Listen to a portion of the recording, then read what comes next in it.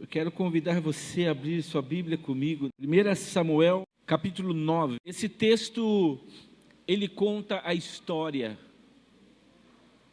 Ele conta uma história muito bonita. E nós vamos pegar algumas partes para não ficar muito extenso a leitura.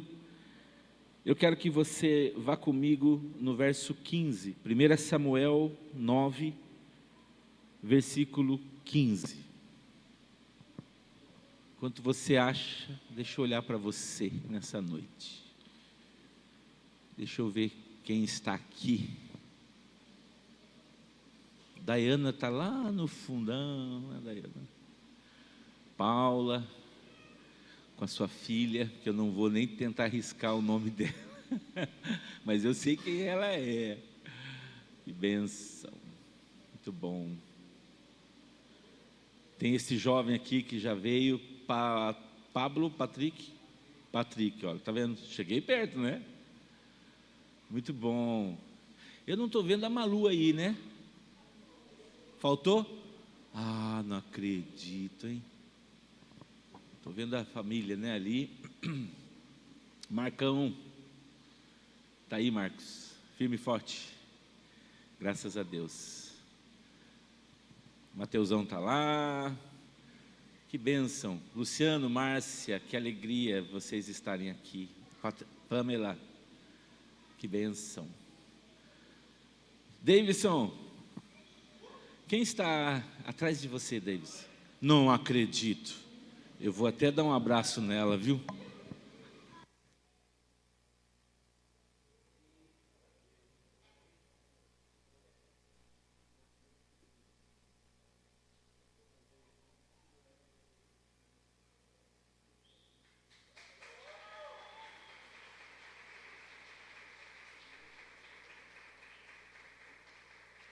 Que bom! Eita, Deus bom, né?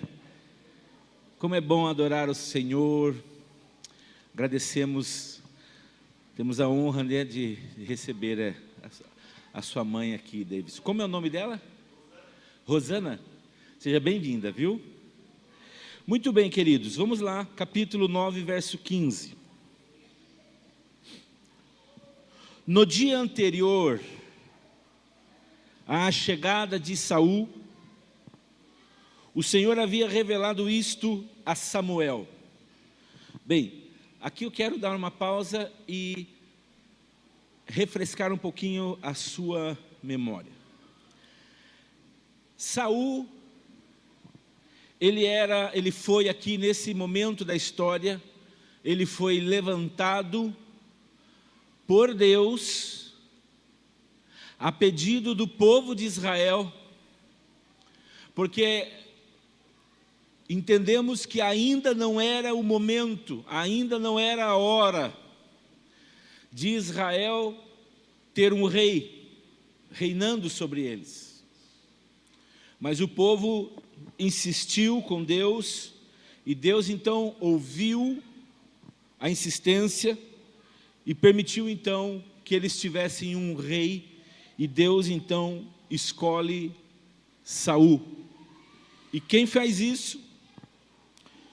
Quem é usado para ungir Saul é o profeta Samuel, que recebe o nome, o livro que nós estamos lendo nesse momento.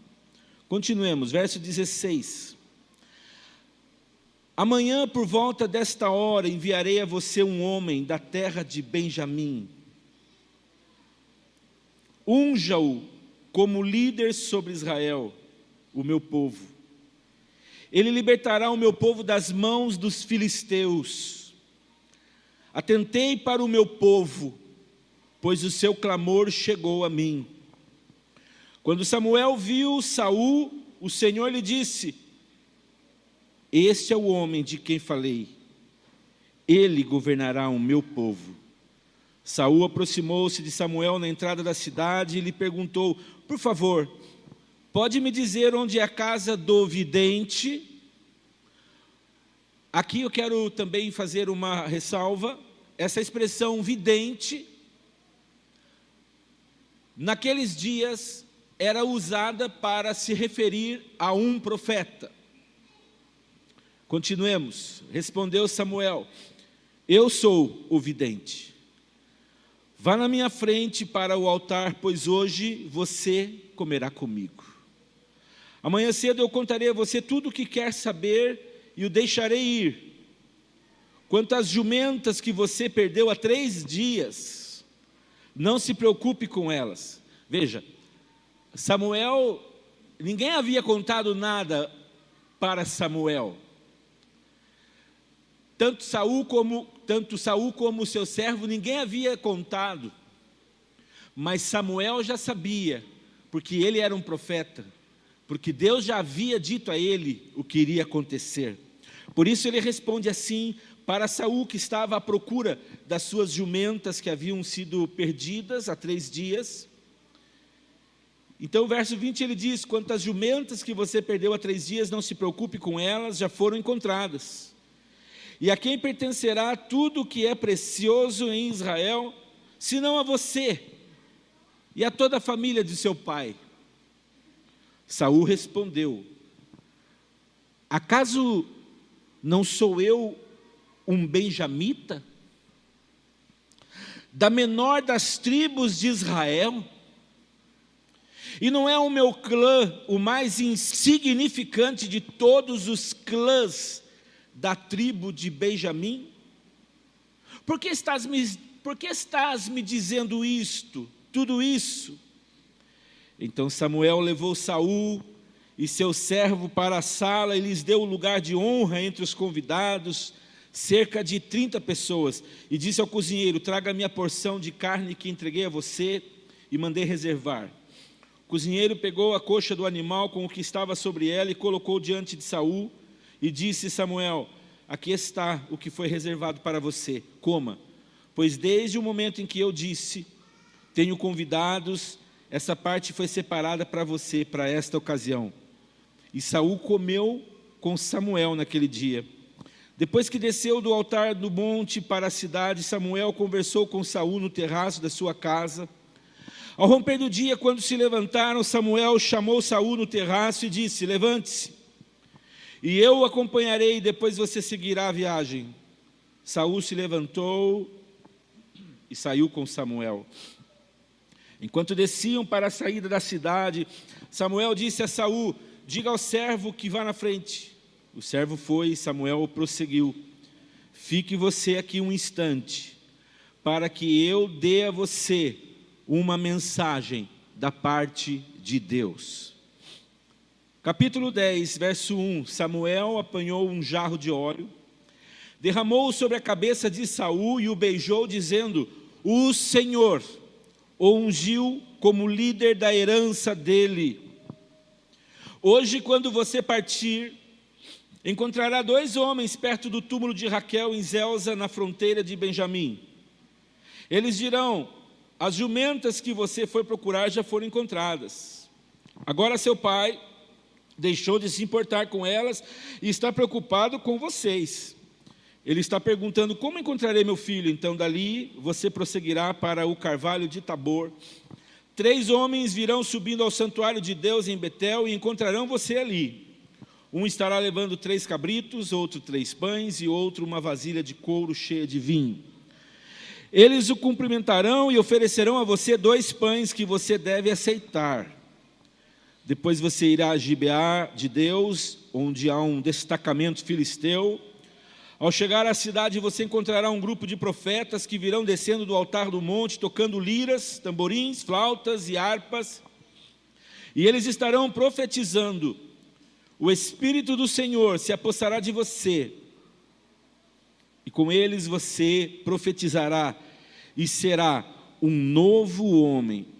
Assim que esses sinais se cumprirem, faça o que achar melhor, pois Deus está com você. Vá na minha frente até Gilgal, depois eu irei também para oferecer holocaustos e sacrifícios de comunhão. Mas você deve esperar 7 dias, até que eu chegue e diga a você o que fazer.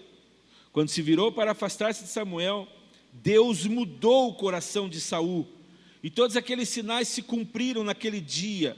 Chegando a Gibeá, um grupo veio em sua direção, o Espírito de Deus se apossou de Saul e ele profetizou no meio deles. Quando os que já o conheciam viram-no profetizando com os profetas, perguntaram uns aos outros: o que aconteceu ao filho de Quis? Saul também está entre os profetas? Um homem daquele lugar respondeu: e quem é o pai deles? De modo que isso se tornou um ditado: Saul também está entre os profetas? Depois que Saul parou de profetizar, foi para o altar do monte. Então o tio de Saul perguntou a ele e ao seu servo: aonde vocês foram? Ele respondeu: procurar as jumentas. Quando, porém, vimos que não seriam encontradas, fomos falar com Samuel. E o que Samuel disse a você? Perguntou o tio. Saul respondeu: ele nos garantiu que as jumentas tinham sido encontradas. Todavia, Saul não contou ao tio o que Samuel tinha dito sobre o reino. Samuel convocou o povo de Israel ao Senhor em Mispá e disse a eles: assim diz o Senhor, o Deus de Israel: eu tirei Israel do Egito e libertei vocês do poder do Egito e de todos os reinos que os oprimiam. Mas vocês agora rejeitaram o Deus que os salva de todas as suas desgraças e angústias e disseram: não, escolhe um rei para nós. Por isso agora apresentem-se perante o Senhor, de acordo com as suas tribos e os seus clãs. Tendo Samuel feito todas as tribos de Israel se aproximarem, a de Benjamim foi escolhida. Então fez ir à frente a tribo de Benjamim, clã por clã, e o clã de Matri foi escolhido. Finalmente foi escolhido Saul, filho de Quis. Quando, porém, o procuraram, ele não foi encontrado. Consultaram novamente o Senhor. Ele já chegou? E o Senhor disse: sim, ele está escondido no meio da bagagem. Correram e o tiraram de lá. Quando ficou em pé no meio do povo, os mais altos só chegavam aos seus ombros.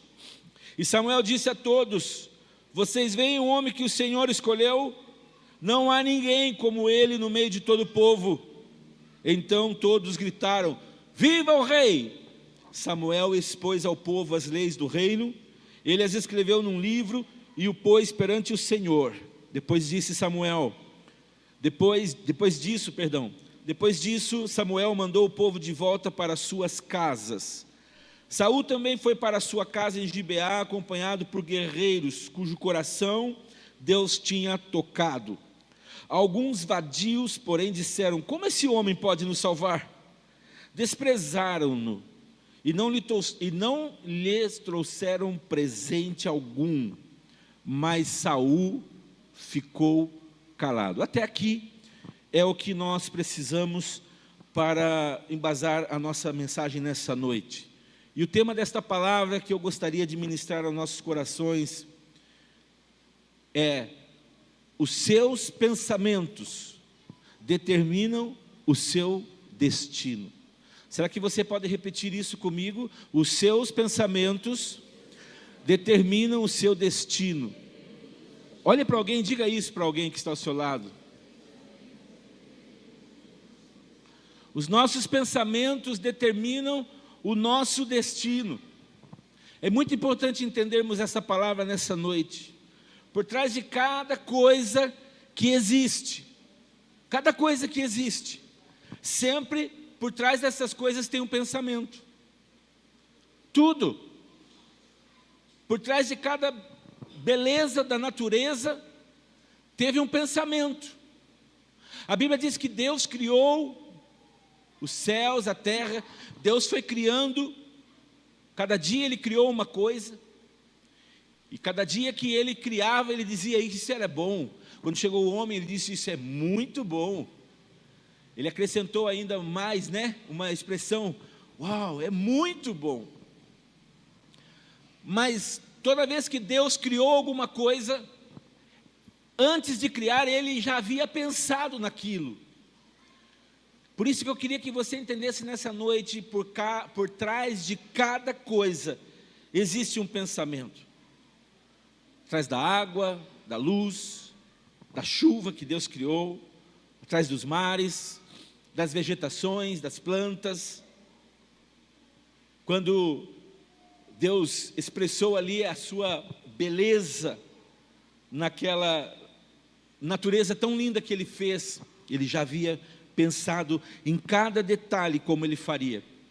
A Bíblia fala que no Salmo de número 139, Davi está dizendo ali que antes de termos sido gerados no ventre das nossas mães, Deus já nos conhecia. Ou seja, quando Deus pensou em você, planejou você, ou Ele, melhor dizendo, permitiu você vir a esse mundo, Ele já tinha pensado em você. Ele já tinha planejado, Ele já sabia como seriam os teus cabelos, os teus olhos, as cores dos teus olhos, a sua estatura, o seu tamanho. Deus já sabia tudo.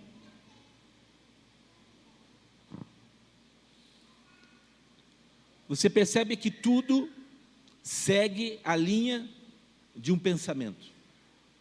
O ser humano foi dado a ele a capacidade de construir coisas, de inventar coisas. O homem inventou a tecnologia. Hoje nós temos o celular. Você tem aí o celular, um monte de recursos na sua mão. Mas antes de ter esse celular, alguém pensou sobre como seria útil esse celular. Os melhores e maiores engenheiros e arquitetos do mundo, quando construíram seus edifícios, suas obras, em que todos passam e aplaudem, acham lindas, lembre-se que por trás desses feitos houve alguém que anteriormente pensou exatamente como seria tudo isso. Isso é muito interessante. Mas por trás de cada coisa boa que você pode ver no mundo, existe um pensamento. Também existe pensamentos por trás de cada infidelidade, por trás de um pensamento, por exemplo, por trás de um crime, sempre existe um pensamento. E nós podemos ver que por trás das coisas ruins também tem um pensamento.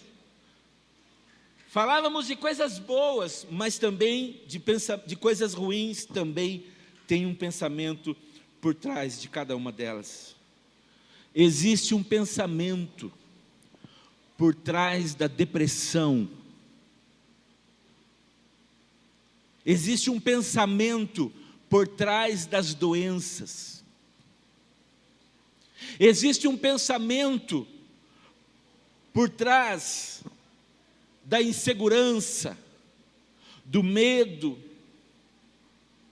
Porque a insegurança e o medo não existiria se você não tivesse primeiro um pensamento que o enganasse, levando você a pensar que você não irá conseguir. Quantas pessoas foram bloqueadas, foram paralisadas, porque antes tiveram um pensamento: não vou conseguir, não vai dar certo, não é a minha hora, isso não é para mim. Quantos tiveram pensamentos assim? Pensamentos como: isso vai acabar com a minha vida, essa doença vai me matar. Nós tivemos aí a pandemia há pouco tempo. Quantas pessoas, muitos que estão aqui nessa noite, tiveram o Covid. Talvez muitos dos que aqui estão nessa noite que contraíram este vírus, talvez passou pela sua mente, pela sua cabeça esses pensamentos de morte. Será que eu não vou morrer?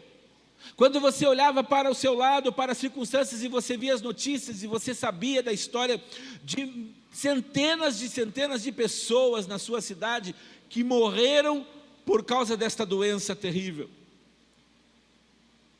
Você ficava um pouco resfriado, com dificuldade para respirar, você já começava a se ver um morto-vivo. Muito provavelmente você teve essa experiência. Nossos pensamentos, amada igreja, os nossos pensamentos são poderosos. Eles têm muito poder. Porque eles determinarão onde nós iremos chegar na nossa vida, na nossa história. E hoje Deus traz esta palavra ao seu coração, porque certamente Ele tem uma mensagem a você. Certamente Deus quer fazer você lembrar. Olha, pense nesta hora, não nas coisas que têm trazido derrota a você, mas pense nesta hora naquilo que eu tenho determinado na sua vida que vai acontecer. Nós temos que ver o que Deus pensa, é o que Deus planejou, o que Deus acha.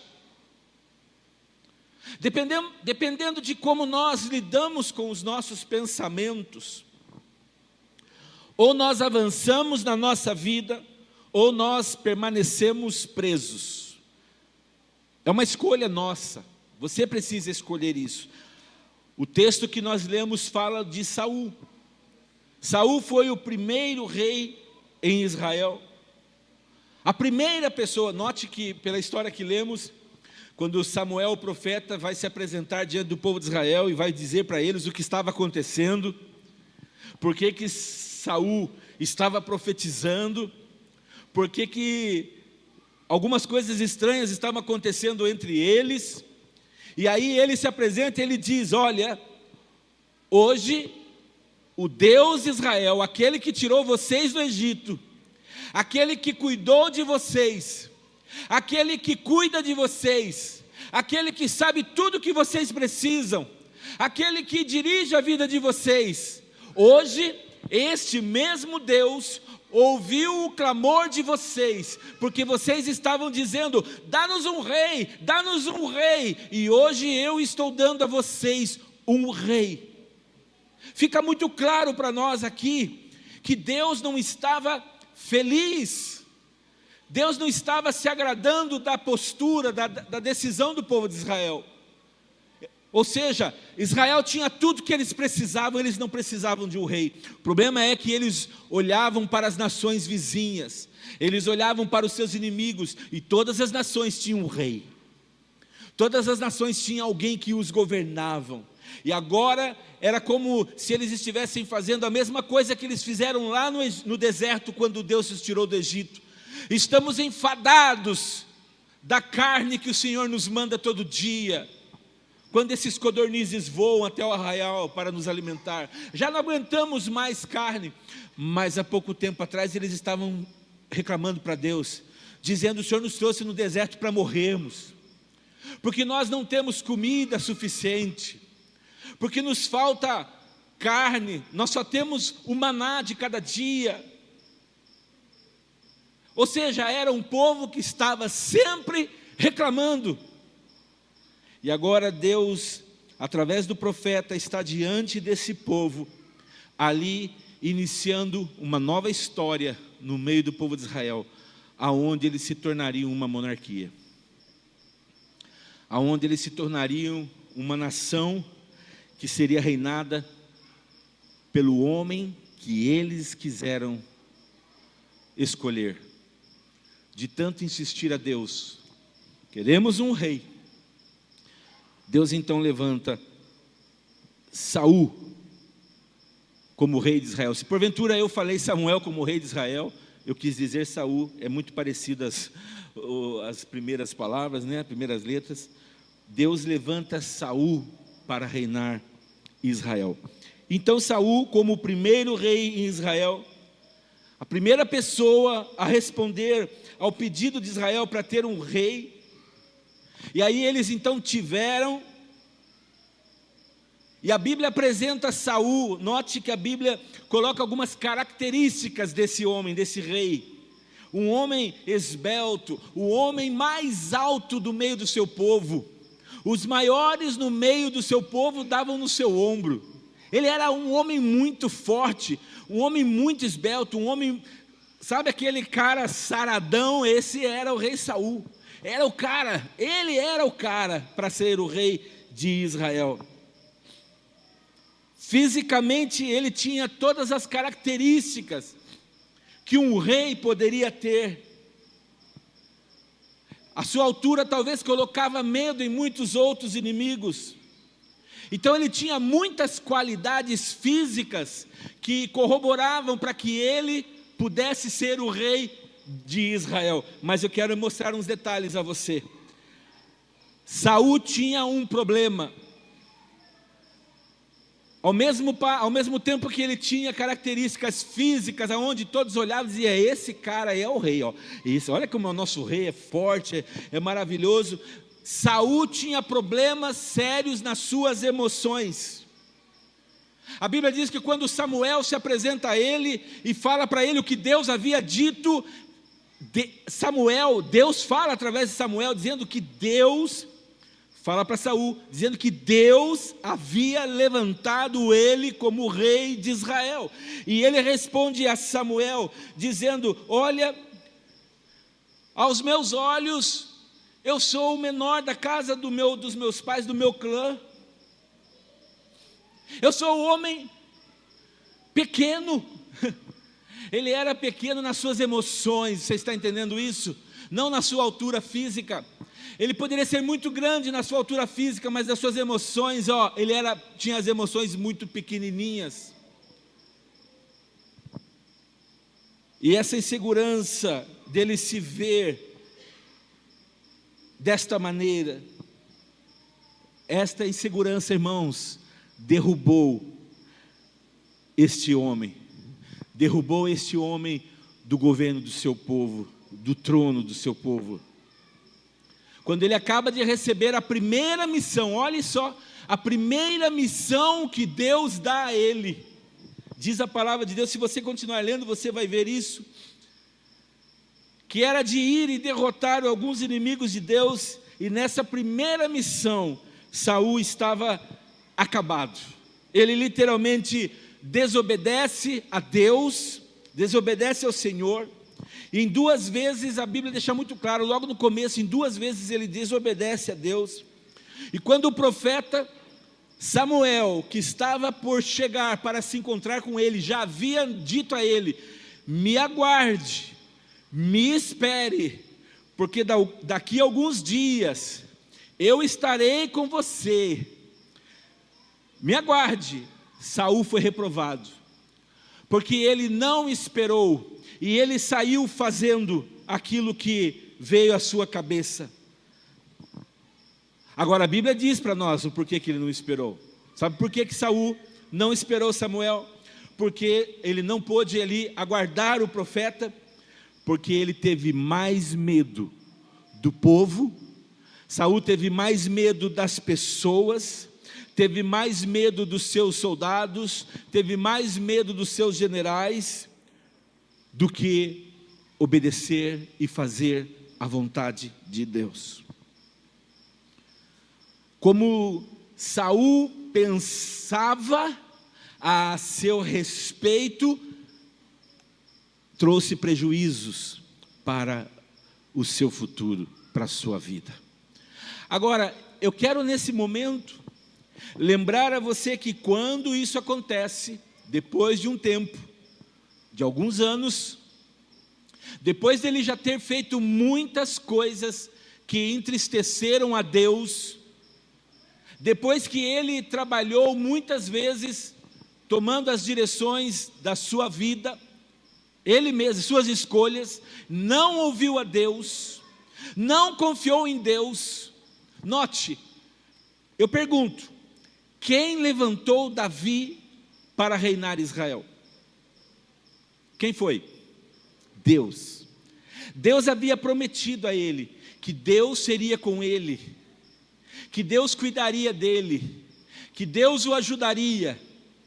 Ele não precisaria temer mal algum, porque Deus estava levantando a ele. Mas olha que interessante, quando ele começou a ter pensamentos de medo, de insegurança, quando ele começou a se ver como o pior da sua família, quando ele começou a se distanciar da vontade de Deus, da palavra do profeta, ele foi indo de mal a pior.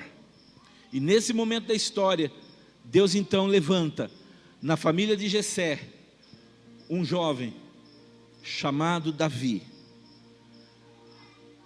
De toda a sua família, poderíamos dizer que Davi era aquele que tinha características completamente diferentes da característica que Saul teve. Era muito jovem ainda, cuidava das ovelhas do seu pai.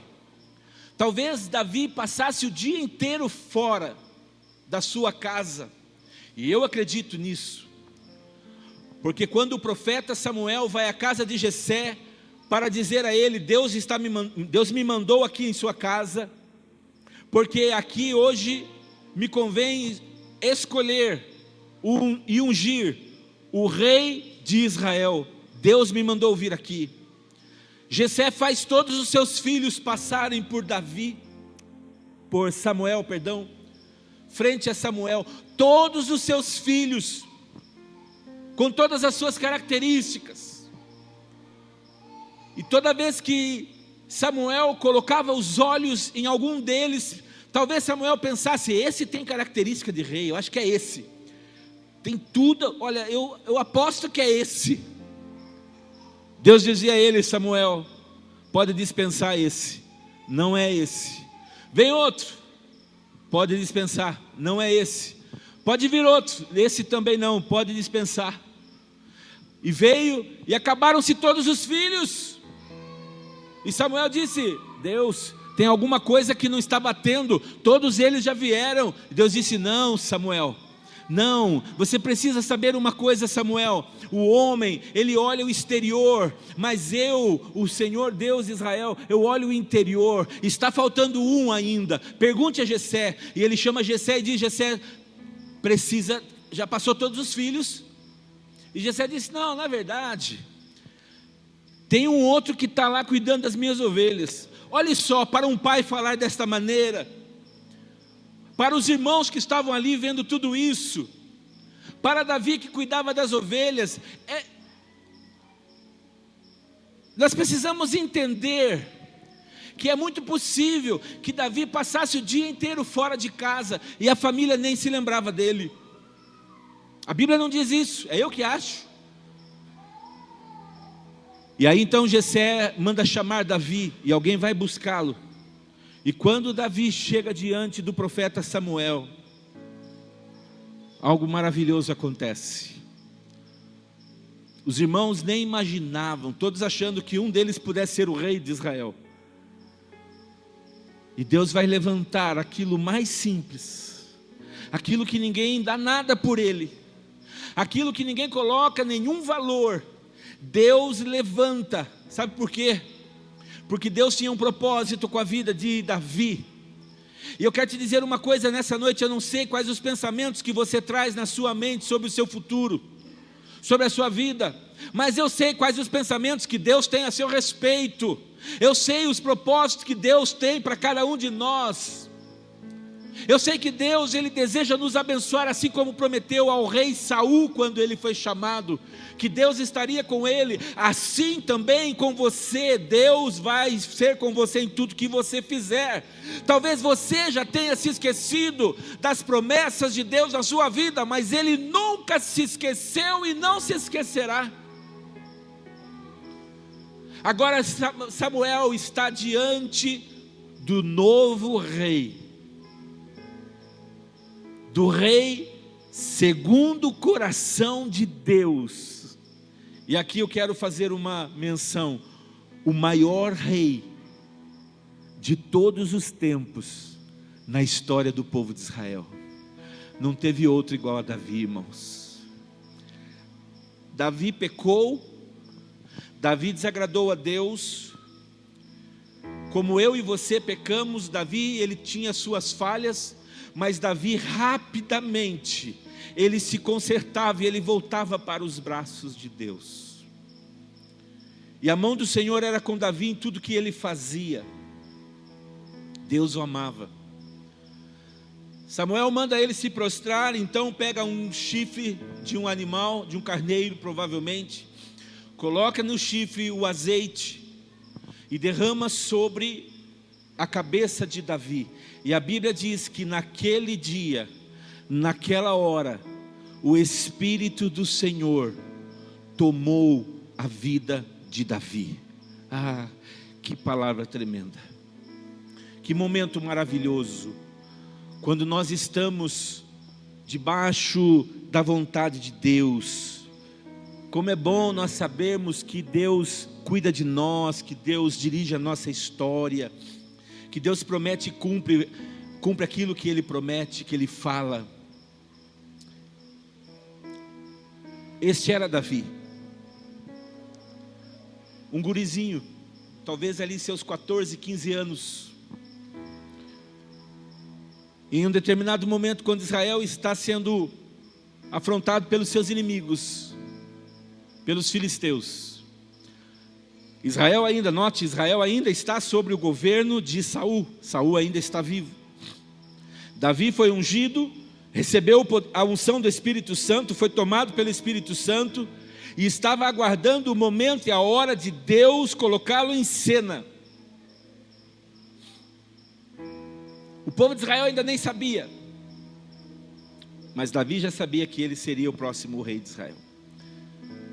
E Davi estava na sua casa e ouviu seu pai dizendo: seus irmãos estão na guerra, e eu preciso que você vá até lá, porque eu quero que você leve comida a eles. E Davi assim o fez. Davi era valente. A Bíblia diz que Davi chegou a matar ursos, leões, para proteger as ovelhas do seu pai. Muito talvez jovem, mas era valente, era corajoso. Não tinha banca de rei, mas ele tinha algo muito maior. Ele tinha o poder, a unção e o propósito de Deus na sua vida bem definido. Aleluia. Você pode não ser o melhor, você pode ser aquela pessoa que ninguém dá nada por você. Talvez muitas pessoas, ao invés de elogiar você, já denegriram a sua imagem. Mas eu quero te dizer uma coisa: não se preocupe com isso. Não se preocupe com isso, porque os olhos do Senhor estão sobre você. Os olhos do Senhor te vê, Ele te conhece, Ele tem sonhos, projetos, vai realizar isso na sua vida. Hoje Ele está dizendo: filha, filho, não se veja mais assim. Saiba, não se importe mais com o que os outros pensam a seu respeito. Se importe com o que eu penso a seu respeito, porque eu te levanto, eu te respaldo, eu cuido de você, eu vou à sua frente, eu te protejo. Esse é o nosso Deus. Davi pega a marmitinha dos irmãos e corre para o arraial aonde eles estavam fazendo a guerra. Quando os irmãos o veem chegando, e diz: você está doido? O que você está fazendo aqui, menino? O pai mandou vir aqui trazer comida para vocês. Mas aqui é um campo de batalha, aqui é lugar de guerreiros, aqui é lugar de homens fortes. E ele ouvia alguém dizendo assim: ei, não tem ninguém para lutar comigo. Quem é que está falando? Dizia Davi: esse é o nosso inimigo, esse é Golias. Todos os dias ele afronta Israel, todas as manhãs ele vem, ele grita, e ele vai nos matar. E a Bíblia nos fala que todas as vezes que Golias urrava no campo de batalha, o coração dos soldados de Israel se derretiam de medo. Olha só, tal era ali o clima daquela guerra. E aquele gigante, aquele inimigo, além de afrontá-los com medo, com palavras, lançando palavras de medo, também mandava palavras ao povo de Israel, denegrindo o Deus que Israel acreditava. Até que Davi disse: eu não estou acreditando nisso. Eu não estou acreditando que vocês estão permitindo esse incircunciso se levantar assim diante de nós, que somos o povo escolhido de Deus. Não acredito. Se não tem homem aqui, eu me coloco à disposição, eu vou. Eita. Chamaram o rei e falaram: tem um rapazinho aí, tem um carinha aí que está querendo se candidatar, se voluntariar às tropas. Ele disse que ele vai lá. E aí, sabe o que Saul fez? Saul mandou chamar Davi. Aquele Saul mais alto do seu povo, aquele Saul manda chamar Davi e começa a colocar as suas vestimentas, a sua armadura sobre Davi. Imagine Davi mirradinho, o capacete de Saul, o escudo de Saul, a couraça de Saul. Ele não conseguia ficar em pé. Ele disse: pelo amor de Deus, tira isso aqui de mim, isso aqui é muito pesado para mim, eu tenho minhas armas. Deixa que eu vou. E ele foi. Quando Golias começa a vê-lo chegando, Golias começa a zombar, começa a afrontá-lo. Não estou crendo que vocês mandaram esse menino.